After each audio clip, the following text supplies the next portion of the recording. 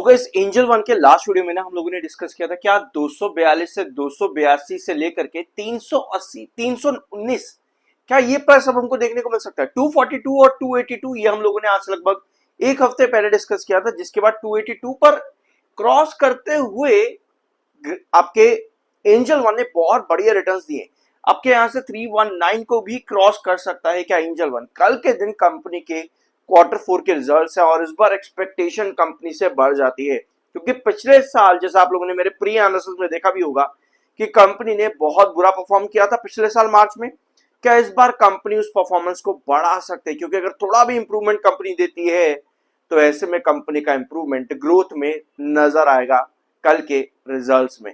तो वीडियो को एंड तक देखना, सब्सक्राइब जरूर कर देना। क्या पॉसिबिलिटी है कल के रिजल्ट्स में उसको यहाँ पर समझते हैं। इसके साथ में सब्सक्राइब इसलिए भी करना ताकि जैसे ही कल रिजल्ट्स आए सबसे पहले नोटिफिकेशन आपको मिले। तो शुरुआत करते हैं आज के इस वीडियो से। कंपनी ने अपना डाटा भी अनाउंस किया है, ऑल्दो एक डाटा कंपनी के सब्सक्राइबर बेस का मैं आपके साथ ऑलरेडी अपलोड कर चुका हूं, उसको जरूर देखना है एंजल वन का। इसके साथ में एनएससी ने रिकॉर्ड एक्टिव इन्वेस्टर्स अपने खोए हैं, लगभग 35 लाख एक्टिव इन्वेस्टर्स एनएससी जो कि मार्केट में अभी लिस्टेड नहीं है, जिसकी लिस्टिंग की एक्सपेक्टेशन बहुत जल्द बताई जा रही है। लिस्टिंग के पहले ही फाइनेंशियल ईयर 26 में एनएससी ने 35 लाख इन्वेस्टर्स खो दिए हैं। एंजल वन जीरोधा इन्होंने क्या किया है इसको भी देख लेते हैं। हमारा मेजर फोकस रहेगा एंजल वन पे।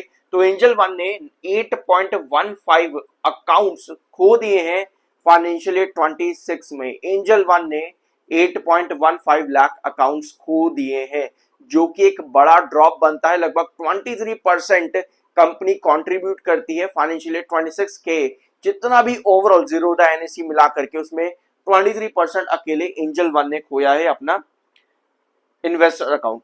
ठीक है, और ये एक्सपेक्ट मतलब कि ये बात, ये जो लॉस आपका हुआ है इन्वेस्टर्स के अकाउंट्स का, इसके पीछे के रीजन बताए जा रहे हैं कि अभी 2026 के फाइनेंशियल ईयर के आखिर में जाते जाते ना मार्केट की वॉलेटिलिटी इतनी ज्यादा बढ़ी कि इन्वेस्टर्स ने मार्केट में से एग्जिट करना स्टार्ट कर दिया। देखो यार, वॉलेटिलिटी मार्केट का इंपॉर्टेंट पार्ट है। अगर आपको लगता है कि वॉलेटिलिटी मार्केट में ज्यादा, तो इससे अच्छी बात नहीं हो सकती कि आप थोड़े से दूरी बना करके रखो, क्योंकि मार्केट में एक इन्वेस्टर क्या करता है, उसको एक सीधा मार्केट मिले भैया रिटर्न्स वाला, जहां पर मार्केट बढ़ रहा है धीरे धीरे करके रेगुलर बेसिस पर 5 महीना 6 महीना। जैसा मार्केट में अक्टूबर 2023 से लेकर के लगभग अगस्त 2024 तक हुआ था, मार्केट एक तरफा बढ़ता चला जा रहा था। तो इन्वेस्टर्स को वही चीज चाहिए होती है मार्केट में, और अगर लॉन्ग टर्म इन्वेस्टर्स को वो नहीं मिलता तो वो मार्केट में से एग्जिट करते हैं, जिस तरह आपको देखने को मिला है फाइनेंशियल ईयर 26 के आखिर में। ठीक है, अब एक्सपेक्टेशन जो मार्च से है, क्योंकि पिछले कुछ क्वार्टर तो कंपनी के बहुत बुरे गए हैं, कंपनी का ईपीएस लगातार ड्रॉप करता हुआ गया है, लेकिन मार्च का ईपीएस कंपनी का ऑलरेडी आ चुका है, जो कि दिसंबर के कंपैरिजन में आपको लगभग लगभग फ्लैट देखने को मिल रहा है। ऑल्दो 93.86 दिसंबर में था, मार्च का जो डाटा भी दिख रहा है 93.72% पर दिख रहा है ईपीएस ग्रोथ में, आपको बता रहा हूं परसेंटेज में। तो कहीं ना कहीं कंपनी फ्लैट पर आई है, ये एक अच्छी चीज है एंजल वन के लिए कि एटलीस्ट कंपनी फ्लैट पर आ चुकी है। क्योंकि अगर आप कंपनी का दिसंबर क्वार्टर देखोगे, ऑलरेडी कंपनी ने दिसंबर क्वार्टर में कम बैक किया है, 5.76% के ग्रोथ के साथ कंपनी ने कम बैक किया है, और इन रिजल्ट्स के बाद में आपको इसके शेयर पर उसका इंपैक्ट दिखा भी। कंपनी ने रिसेंट रिकवरी शो करी है, और उसके पहले फॉल आया फिर जाकर के रिकवर हुआ है एंजल वन, पर स्टिल मार्च दिसंबर के क्वार्टर के अंदर कंपनी ने थोड़ी सी रिकवरी करी है 5% के ग्रोथ के साथ। क्योंकि इसके पहले अगर आप देखोगे लगातार 3 क्वार्टर कंपनी ने कितना बड़ा नेगेटिव ग्रोथ दिया है, -22, -18, -20। रीजन क्या था? वही जो मैंने वीडियो की शुरुआत में आपको कहा, सब्सक्राइब कर देना अभी तक अगर नहीं किया है तो, कि मार्च 2025 में कंपनी का रिवेन्यू बहुत ज्यादा गिर गया था, 1056। क्योंकि अगर आप इसके पहले के रिवेन्यूज कंपनी के देखोगे ना, ये कंपनी का एक लोएस्ट नंबर रहा है 1056 का पिछले एक साल में। इस वाले क्वार्टर के पहले भी पिछले एक साल के अंदर ये लोएस्ट कंपनी का रिवेन्यू रहा। उसके बाद अगर आप देखोगे तो उसके बाद कंपनी ने वापस से रिवाइव किया है 1141, 1202, 1335 करोड़ का रिवेन्यू भी। यानी कि अगर कंपनी इस रिवाइवल को कंटिन्यू करती है और कंपनी मान लो इस बार 1400 करोड़ का रिवेन्यू लेकर के आ जाए, क्योंकि अगर आप कंपनी को पास्ट में देखोगे ना तो आप लोगों को कहीं ना कहीं ये नजर आता है कि कंपनी का March quarter in comparison with December अच्छा देखने को मिलता है। 1357 मार्च 2024 में कंपनी का रिवेन्यू था, दिसंबर 23 में कंपनी का रिवेन्यू 1059 करोड़ था। तो एक अच्छा कंपनी का नंबर आ रहा है ना मार्च में। तो वही चीज कंपनी की यहाँ पर एक्सपेक्टेड है कि इस बार कंपनी 1335, क्योंकि अगर ये रिवाइवल कंपनी ने किया है 3 क्वार्टर में, अगर इस रिवाइवल को कंपनी कंटिन्यू कर दे और 1400 करोड़ का कंपनी अगर रिवेन्यू ले आए, तो ऐसे में कंपनी का एनुअल बेसिस पर लगभग 400 करोड़ का रिवेन्यू बढ़ जाता है।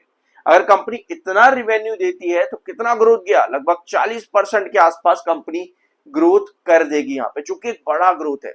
ठीक है, ये बड़ा ग्रोथ है। लेकिन फिर हमारी नजर जाती है इस वाले डाटा के ऊपर, जो कि बताती है कि एंजल वन ने 8.1 लाख अकाउंट्स खो दिए फाइनेंशियल 26 के आखिर में जाते जाते। तो आखिर में तो भैया मार्च का क्वार्टर भी काउंट होगा। तो अगर मार्च का क्वार्टर काउंट होता तो ऐसे में क्या डेरिवेटिव डाटा भी एंजल वन का गिरा है। तो अगर हम थोड़ा सा लेवरेज उसका भी लेकर के चले, अब देखो हम यहाँ पर क्या समझने की कोशिश कर रहे हैं कि कंपनी का कल प्री सेशन कैसा रहेगा रिजल्ट्स के पहले, और आगे कंपनी कैसा परफॉर्म कर सकते हैं रिजल्ट्स के बाद में। अभी हम इसको समझने की कोशिश कर रहे हैं। तो अगर ये डाटा कंपनी का डिक्लाइन हुआ है और उसके अकॉर्डिंग कंपनी का डेरिवेटिव डाटा लो हुआ है, तो ऐसे में कंपनी के रेवेन्यू शायद हम उतना एक्सपेक्ट जो अभी हम कर रहे हैं 1400 करोड़ के आसपास 40%, शायद उतना देखने को ना मिले। मतलब अगर कंपनी फ्लैट भी आती है क्वार्टर ऑन क्वार्टर बेसिस पर 1335 के आसपास, तब भी कंपनी 5% के ऊपर का ग्रोथ लेकर के आ जाएगी। कंपनी को अल्टीमेटली 5% चाहिए 1056 में से, वो जो भी होगा अगर कंपनी 5% का ग्रोथ भी लेकर के आती है तब भी कंपनी फ्लैट आ रही है। और वही चीज कंपनी के ईपीएस ने भी यहां पर बताई है कि कंपनी का मार्च 2026 का जो ईपीएस ग्रोथ परसेंटेज है वो फ्लैट आ रहा है। तो यहां कल के दिन कंपनी पे बहुत नजर रहेगी, क्योंकि पिछले साल कंपनी का रेवेन्यू बहुत बुरा था कि इस बार सब्सक्राइबर लूज करने के बाद भी कंपनी इस ग्रोथ को मेंटेन कर पाएगी जो कंपनी ने दिसंबर में 5% के साथ दी है रेवेन्यू ग्रोथ की। तो इस पर कल के दिन नजर रहेगी। इसके अलावा कंपनी का प्रॉफिट ग्रोथ परसेंटेज -5% का था, -5%। तो इस वजह से पिछले क्वार्टर के अंदर ना दिसंबर में -5 कंपनी ने प्रॉफिट ग्रोथ परसेंटेज दिया, इस वजह से कंपनी का रिवेन्यू ग्रोथ परसेंटेज नहीं बढ़ पाया। मतलब कि ईपीएस परसेंटेज, रिवेन्यू ग्रोथ नहीं ईपीएस परसेंटेज, जो भी आपने यहां पर देखा कि वो स्टिल डिक्लाइन पर ही था, डिस्पाइट इसकी कंपनी ने रिवेन्यू में पॉजिटिव ग्रोथ दिया, बट प्रॉफिट में कंपनी ने वो ग्रोथ उतना ही डिक्लाइन कर दिया, जिसकी वजह से कंपनी दिसंबर में भी डाउन ट्रेंड पर देखने को मिली ईपीएस परसेंटेज में। अब मार्च से कंपनी की एक्सपेक्टेशन थोड़ी सी यहां पर बढ़ती है, शायद इसी वजह से आपको ऑलरेडी ग्रोथ परसेंटेज फ्लैट आता देखने को मिल रहा है। तो ये कुछ एक्सपेक्टेशन है कंपनी से कल के दिन। अपार्ट फ्रॉम दिस एमएफआई 78.4 पर है, जो कि बेयरिश है, 75.1 का आपका आरएसआई है। तो ये कुछ है आपके एंजल वन से रिलेटेड। और अब आते थोड़ा सा चार्ट पेन को भी यहां पर देख लेते हैं, क्योंकि आपके एंजल वन ने भाई 282, जो वीडियो की शुरुआत में मैंने आप लोगों को दिखाया कि आज से लगभग एक हफ्ते पहले हम लोगों ने डिस्कस किया था कि 282 ये आपका क्रॉस करना जरूरी है, क्योंकि 242 से लेकर के 282 की ये रेंज एंजल वन के लिए बहुत ज्यादा इंपॉर्टेंट रही है पास्ट में भी। यहां पर देखो कितनी बार यहीं से ही आपको ब्रेकडाउन ब्रेकआउट देखने को मिला है। तो 282 क्रॉस कर दिया है, इनफैक्ट गैप अप ओपनिंग करी है 282 पर। और अगर आप अब यहां पर नजर डालोगे तो आप लोगों को नजर आएगा 282 के बाद 319 तो आपका हाईएस्ट प्राइस है, 319 ये तो आपका हाईएस्ट प्राइस है, जो कि क्रूशियल रिजेक्शन ही रहेगा। ठीक है, सो देखते हैं अब क्या यहाँ पर होता है, क्योंकि ऑलरेडी क्रॉस किया है यहाँ पे। उसके बीच में अगर हम देखें जहां आज के दिन क्लोजिंग आई है 298 के आसपास, ये भी एक इंपॉर्टेंट प्राइस रहा है एंजल वन में। सो अगर कल के दिन एक्सपेक्टेशन अच्छी रहती है तो थोड़ा सा अच्छी ओपनिंग के साथ देखने को मिल सकता है एंजल वन कुछ इस तरह। बाकी देखते हैं क्या होता है कल के दिन, मार्केट पर भी नजर रहेगी, क्योंकि डोनाल्ड ट्रंप के स्टेटमेंट आज काफी ज्यादा बदले और शायद ये ऑप्टिमिस्टिक साइड की तरफ जा रहे हैं स्टेटमेंट। बाकी जो भी अपडेट्स आज रात तक आती है या कल सुबह तक रिएक्शन आता है, उसका इंपैक्ट मार्केट पर देखने को मिल ही जाएगा। तो ये आज के वीडियो में होप यहाँ पर आपको कुछ नया जानने को मिला होगा। सब्सक्राइब जरूर करना, मिलता अगले वीडियो में।